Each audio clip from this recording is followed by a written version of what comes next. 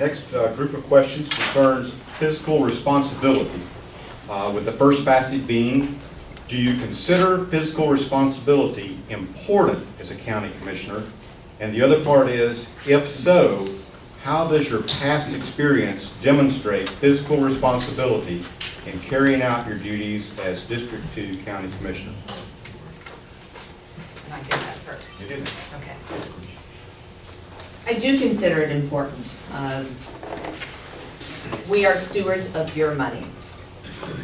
So obviously you think that's important, and I will carry that thought with me every day. I've attended county commission meetings, and I watch when people come in and ask for money. I haven't always agreed with every decision our current county commission has made.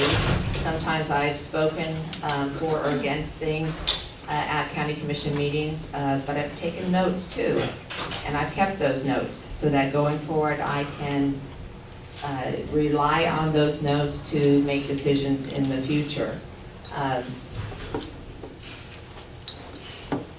I was married for 26 years to an emergency room physician, and that marriage just ended, but I kept the books. And let me just say something about that marriage.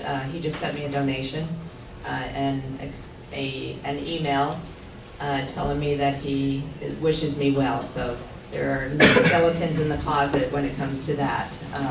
He supports me. I wish he had supported me more during the marriage, and maybe we could still be together and doing this together right now. But we have a 21-year-old son who's in college at USF, and he's very excited about Mom doing this right now.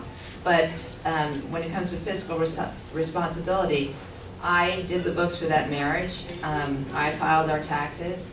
I know how important that is to get those things done right, and we never had an issue. While I was on active duty, I was put in charge of there was a logistics side to the house, and there was the support side of the house. As a very young NCO, I was put in charge of making sure that the logistics side of the house was always up and ready and running. It was about $5.7 million worth of equipment. This was a small site on Iraq-Leon-Crete. So I understand the importance of managing a large budget of equipment. We had to do like sit-rep situation reports, and I was in charge of doing those. I understand large budgets. I understand fiscal responsibility. So thank you very much.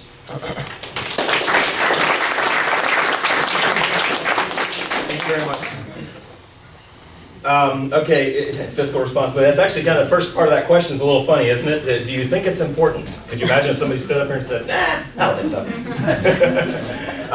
So obviously, yes, fiscal responsibility is not only very important, but it is absolutely at the core of what we do as county commissioners. The power that a county commissioner has is the budget. It is your taxpayer dollars.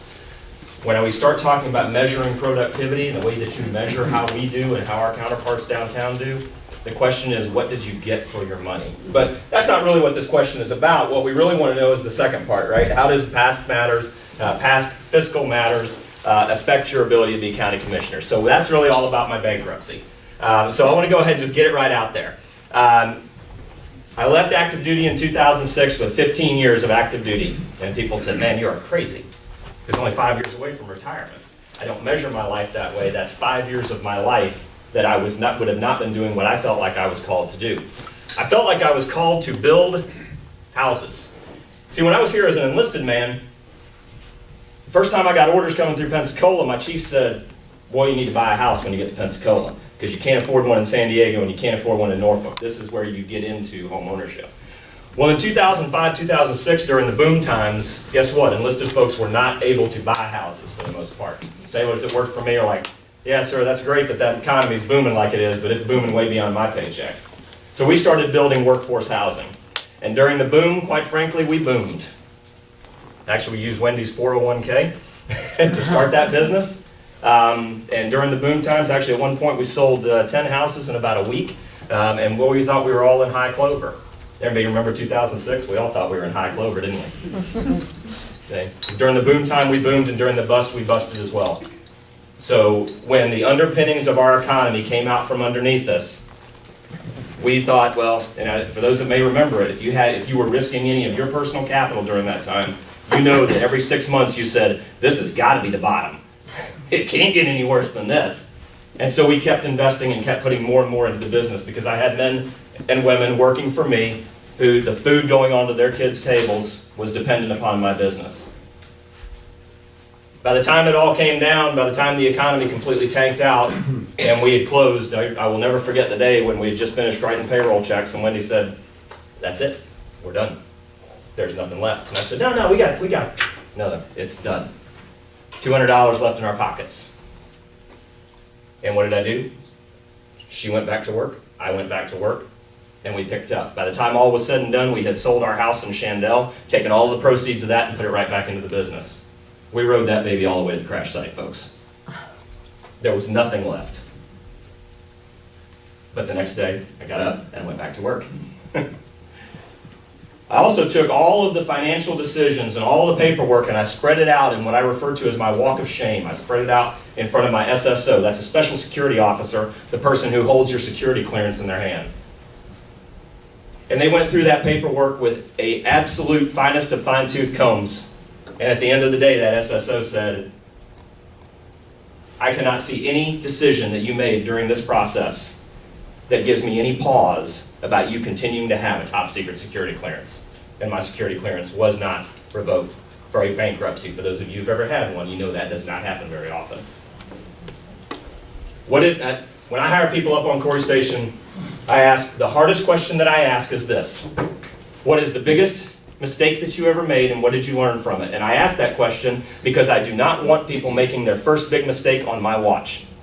The stakes are too high for us up on Corey Station for the work that we do. What's the biggest mistake you ever made and what did you learn from it? That bankruptcy was the biggest mistake that I ever made. What did I learn from it?